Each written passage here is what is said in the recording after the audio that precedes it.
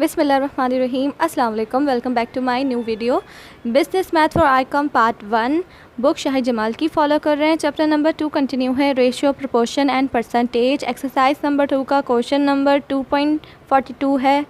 If the stay of 3 men for 14 days in a hotel cost rupees 4,200, find the cost for stay of 4 men for 7 days in the same hotel। यानी कि 3 बंदों की cost है hotel में 14 days के लिए इतनी है 4,200। ठीक है, अब हमें फ़ाइंड करनी है किसकी कॉस्ट 4 बंदों की 7 दिन के लिए वही होटल में। ठीक है, पहले 3 बंदे थे तो अब कितने हो गए, अब 4 बंदे हो गए। और पहले डेज़ कितने थे 14 और अब डेज़ क्या हो गए 7 डेज़। यानी कि यहाँ पे हमारे पास 2 चीज़ें तो गिवन है, मैन और डेज़, और यहाँ पे हमें जो फाइंड करनी है वो है कॉस्ट। ठीक है, तो हमें यहाँ पे 3 हेडिंग डलेगी, वो होगी मैन, कॉस्ट और डेज़ की। ठीक है, जो हमें फ़ाइंड करना है हम उसको पहले सबसे पहले आगे रख देंगे, जो कि है होटल कॉस्ट। ठीक है, यहाँ पे होटल कॉस्ट की पहले हेडिंग डलेगी, उसके बाद दूसरी हेडिंग्स आगे और डलेगी। तो यहाँ पे मैंने हेडिंग डाल दी hotel cost, number of man and number of days. तो हमारे पास पहले होटल कॉस्ट कितनी है, सिर्फ पहले कॉस्ट है 4,200, जो कि एक ही कॉस्ट गिवन है, दूसरी कॉस्ट हमें फ़ाइंड करनी है। तो 4,200 है, तो यहाँ लिख देंगे 4,200। ठीक है, ये 4,200 कितने बंदों के लिए है 3। ठीक है, और कितने दिन के लिए है 14 डेज़। इसी तरह हमें आगे जो फ़ाइंड करनी है आगे, तो वो जो हमें फ़ाइंड करनी है उसको हम एक्स कंसिडर कर देंगे। ठीक है, हमने उसको एक्स सपोज कर दिया। अभी हमने इसको इसी को फ़ाइंड करना है, यानी कि एक्स को फ़ाइंड करना है, यानी कि कॉस्ट फ़ाइंड करनी है। अब कितने बंदों की फ़ाइंड करनी है 4 बंदों की। ठीक है, और कितने दिनों के लिए 7 डेज़ के लिए। ठीक है, तो ये हो गया। तो जो चीज़ हमें फ़ाइंड करनी होती है, यानी कि यहाँ पे हमें होटल की कॉस्ट फ़ाइंड करनी है, तो हमने उसको पहले इसके साथ देन दूसरी हेडिंग के साथ सपोज़ करके देखना होता है। ठीक है, कि जैसे कि हमें यहाँ पे ये चीज़ फ़ाइंड करनी है ना होटल की कॉस्ट, तो पहले हम इसको नंबर ऑफ़ मैन के साथ सपोज़ करके देखेंगे, देन नंबर ऑफ़ डेज़ के साथ सपोज़ करके देखेंगे। ठीक है, जो चीज़ हमें फ़ाइंड करनी होती है, यहाँ पे अगर कुछ और हो, जैसे डेज़ हमें फ़ाइंड करनी हो और यहाँ पे कॉस्ट हो और यहाँ पे मैन हो, तो हम तभी उसको अलग अलग करके देखेंगे। लेकिन जो चीज़ हमें फ़ाइंड करनी होती है सिर्फ उसको इसके साथ सबके साथ लगा के देखते। ठीक है, अच्छा, पहले वाले क्वेश्चन हमारे पास सिर्फ 2 हेडिंग्स होती थी, है ना, 2 रेशियोज़ होते थे। यहाँ पे हमारे पास कितने 1 2 3 रेशियोज़ हो गए। तो इस तरह के क्वेश्चंस कहलाते हैं कंपाउंड रेशियो, यानी कि ये बराबर होते हैं इन दोनों के, तो ये कहलाता है 3 जो इस तरह के आ जाते हैं ना, वो कहलाते हैं कंपाउंड रेशियो। ठीक है, अच्छा, तो सबसे पहले हम है ना इसको इसके साथ देखेंगे, फिर इसको इसके साथ देखेंगे। पहले वाले क्वेश्चन में क्या होता था कि अगर दोनों जगह वैल्यू जो मौजूद होती थी, जैसे कि यहाँ पे है यहाँ पे नहीं है, तो हम उसको देखते थे। लेकिन यहाँ पे तो 2 है ना, तो हम क्या करते हैं यहाँ पे पहले इसके साथ और फिर इसके साथ देखेंगे। ठीक है, तो क्योंकि ये कंपाउंड रेशियो है तो यहाँ पे ऐसे किया जाता है, तो हम इसको भी अभी देखेंगे। तो जैसे कि यहाँ पे वैल्यू नहीं है लेकिन हमने फिर भी इसको देखना है, तो हम पहले इसको इसके साथ देखेंगे। तो हमारे पास 4,200 अमाउंट है, प्राइस है कितने 3 बंदों की। ठीक है, अगर वो एक होटल में रह रहे हैं तो 3 बंदों की इतनी है। ठीक है, हमने क्या किया, बंदे बढ़ा दिए, बंदे यहाँ पे देखें 4 हो गए, 3 से 4 हो गए, 4 हो गए। तो यहाँ पे हमारे पास प्राइस कितनी हो जानी चाहिए, जब बंदे हमने बढ़ा दिए तो ज़ाहिर बात है हमारे पास यहाँ प्राइस भी ज़्यादा हो जानी चाहिए। तो ये क्या कहलाएगा, दोनों का डायरेक्ट कहलाएगा, यानी कि यहाँ एक चीज़ बढ़ गई तो वहाँ भी एक चीज़ बढ़ गई, यहाँ एक चीज़ कम हो गई तो यहाँ वहाँ भी एक चीज़ कम हो गई, तो ये कहलाता है डायरेक्ट। ठीक है, अच्छा, अब ये हो गया। अब हम इसको और इसके साथ देखेंगे, इसको और इसको देखेंगे। ठीक है, 14 दिनों की इतनी प्राइस बन रही है 4,200। ठीक है, अब हमने क्या किया, दिन कम कर दिए, 14 से डायरेक्ट कितने 7 कर दिया, यानी कि 7 डेज़ कम कर दिए, 7 हो गई प्राइस, 7 डेज़ हो गए। तो 7 डेज़ यानी कि यहाँ पे कम हो गई, यहाँ पे भी ज़ाहिर बात है कम हो जाएगी। जब 14 डेज़ थे तो उसकी इतनी थी कॉस्ट, अब जब हमने दिन कम कर दिए तो हमारी ज़ाहिर बात है यहाँ पे कॉस्ट भी कम हो जाएगी। तो यहाँ पे क्या हो गई, यहाँ पे भी डायरेक्ट हो गई, यहाँ पे ये चीज़ अगर कम हुई तो यहाँ पे भी एक चीज़ कम हो जाएगी, और यहाँ पे क्या हो रहा था, एक चीज़ बढ़ रही थी तो यहाँ पे एक चीज़ बढ़ रही थी। तो ये भी एक दूसरे का डायरेक्ट प्रोपोर्शन है और ये भी एक दूसरे का डायरेक्ट प्रोपोर्शन है। तो ये दोनों क्या कहलाएंगे, आपस में डायरेक्ट प्रोपोर्शन कहलाएंगे। और डायरेक्ट प्रोपोर्शन को हम कैसे शो करते हैं, सारे एरोस एक ही तरफ करके, सारे एरोस एक ही तरफ करके डायरेक्ट प्रोपोर्शन शो किया जाता है। यानी कि सारे एरोस एक ही तरफ है, यानी कि नीचे की तरफ है, या तो दोनों ऊपर की तरफ, सारे के सारे तीनों ऊपर की तरफ है या तो तीनों नीचे की तरफ हो, तो ये कहलाता है डायरेक्ट प्रोपोर्शन। अब यहाँ पे हमने रेशोज़ की फॉर्म में लिखना स्टार्ट करना है।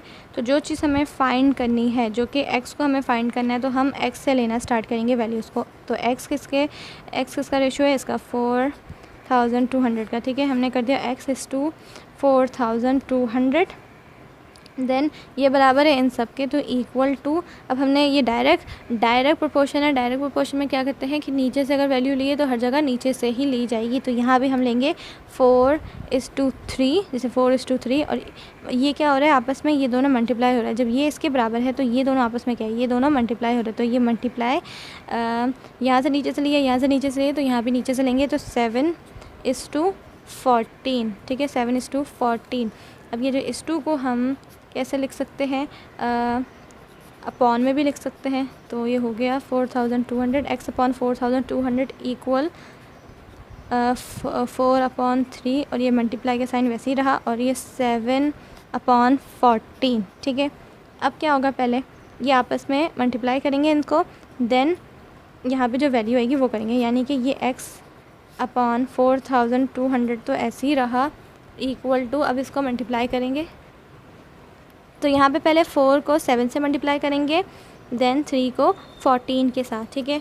क्रॉस मल्टीप्लिकेशन नहीं करनी यहाँ पे। क्रॉस मल्टीप्लिकेशन तब होगी जब इक्वल का साइन होगा बीच में। अब यहाँ इक्वल का साइन नहीं, इक्वल का साइन तो यहाँ पे है, तो हमने यहाँ मल्टीप्लाई नहीं करना, हमने यहाँ मल्टीप्लाई करना है। जहाँ मल्टीप्लाई हो सकता है हमें वहाँ करना है। तो ये 4 को 7 से मल्टीप्लाई करेंगे, 4 × 7 इक्वल टू 28। तो 4 को 7 से किया तो आया 28, ठीक है। और अब 3 को 14 के साथ, 3 × 14 से इक्वल टू 42/42, ठीक है, अपॉन 42 हो गया। अब यहाँ पे क्या करना है, 28/42 को डिवाइड करेंगे। पहले यहाँ पे ये x अपॉन 4200 ऐसे ही रहा, ठीक है, इक्वल टू, अब इसको डिवाइड करेंगे 28/42। तो ये कोई पॉइंट्स में वैल्यू आ रही है 0.666, और ये जितने बार भी 6 है इतने नहीं लेने होते, पॉइंट के बाद की 2 से 3 वैल्यू ले लेनी होती है, ठीक है। अब यहाँ पे देखा जाए तो x के साथ, यहाँ x के साथ ये जो है यहाँ डिवाइड हो रही है, ये जो वैल्यू है 4200, वहाँ जाके क्या हो जाएगी, मल्टीप्लाई हो जाएगी। तो यानी कि x यहीं रह गया, इक्वल टू 0.666 को मल्टीप्लाई कर देंगे 4200 से। अब इसको मल्टीप्लाई करेंगे। मल्टीप्लाई कैसे करना है कि हमारे पे जितनी वैल्यू आई है उन सारी वैल्यू को मल्टीप्लाई करेंगे इस वैल्यू से, यानी कि सिर्फ 6 नहीं लेना, जितनी बार 6 है उसी को मल्टीप्लाई करेंगे 4200 से।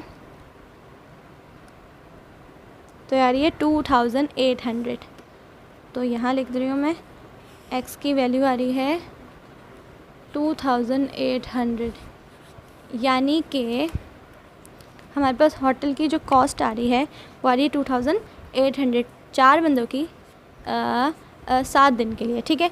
तो अब यहाँ पे अगर देखी जाए तो ये हमारे पास यहाँ पे 4200 हो गई, और नीचे हो गई हमारे पास 2800। तो अब अगर हम देखें कि अगर हमारे पास 3 बंदों की कॉस्ट इतनी है तो 4 बंदों की इससे ज़्यादा होनी चाहिए, क्योंकि हमने बंदे बढ़ा दिए तो यहाँ पे कॉस्ट बढ़ जानी चाहिए। लेकिन यहाँ क्या हो रही है, कम हो रही है। देखें 4 से डायरेक्ट 2 पे आ गई, तो ये तो कम हो गई ना। तो ये क्या होगा, ये तो आपस में इन्वर्स होगा इसका प्रोपोर्शन, और हमने तो इनको डायरेक्ट कह दिया है ना। तो अगर हम इसको नहीं देखें, हम इसको और इसको दोबारा देखें कि अगर यहाँ पे नीचे 2800 है तो 14 दिन की 4200 बन रही है कॉस्ट, और 7 डेज़ की इतनी बन रही है। तो यहाँ पे डेज़ कम हुए तो यहाँ पे प्राइस भी, कॉस्ट भी कम हो गई। तो यहाँ पे ये तो सही रहा, ये दोनों क्या रहा, ये दोनों डायरेक्ट रहा, और लेकिन ये दोनों का क्या बन रहा है, इन्वर्स बन रहा है ना, कि इसको हमने भी डायरेक्ट कह दिया है। हमने यहाँ पे क्या करना है, हमने ये जो अपना क्वेश्चन किया है बिल्कुल सही किया है, क्योंकि ये सारे आपस में डायरेक्ट ही है। ये नहीं कि ये इन्वर्स है और ये डायरेक्ट नहीं, ये सारे के सारे डायरेक्ट प्रोपोर्शन है। क्यों, क्योंकि हमने यहाँ देखना है, यहाँ पे हमने बंदे बढ़ाए थे तो कितने बढ़ाए थे, 3 से 4 किए थे, यानी कि एक बंदा बढ़ाया था। और यहाँ पे डेज़ कम किए थे तो कितने किए थे, 14 से डायरेक्ट 7 डेज़ कम किए थे ना, 7 डेज़, यानी कि 14 में से 7 माइनस किए थे तो जाके 7 हुए थे। यानी कि हमने यहाँ 7 माइनस किए थे डेज़, और यहाँ पे +1 बंदा बढ़ाया था, है ना। तो यहाँ पे एक बंदा बढ़ाया था और यहाँ पे 7 दिन कम किए थे। तो अगर हम 7 के मुकाबले में 1 को देखें तो ज़्यादा कौन है, 7 ज़्यादा है ना, यानी कि 7 ज़्यादा है। हमने जो छोटी वैल्यू होती है ना, तो हमने उसको नहीं देखना होता। हमने भले ही उसको बढ़ाया हो या कम किया हो तो उसको नहीं देखेंगे। हमने जहाँ ज़्यादा वैल्यू बढ़ाई है या जहाँ ज़्यादा वैल्यू कम की है, हमने वहाँ देखना होता है। जैसे कि हमने यहाँ पे ज़्यादा वैल्यू कम की थी, 7 वैल्यू कम की थी ना, 7 माइनस करके फिर 7 किया था, तो हमने उसको देखना है। तो हमने इसी का रिलेशन को इसके साथ देखना है। तो हमने अपना क्वेश्चन बिल्कुल सही किया है। तो इसलिए ये सारा क्या कहलाता है, डायरेक्ट प्रोपोर्शन कहलाता है। यहाँ पे हमने 7 माइनस कर रहे थे डेज, तो और यहाँ पे हमारी क्या वैल्यू कम हो गई, तो यहाँ पे भी वैल्यू कम हो गई। तो देखा हमारा आंसर बिल्कुल इसी हिसाब से सही आया है। तो इसलिए ये सारे क्या कहलाते हैं, डायरेक्ट प्रोपोर्शन कहलाता है। और यहाँ हमारा आंसर कंप्लीट होता है। So thanks for watching this video. Allah Hafiz.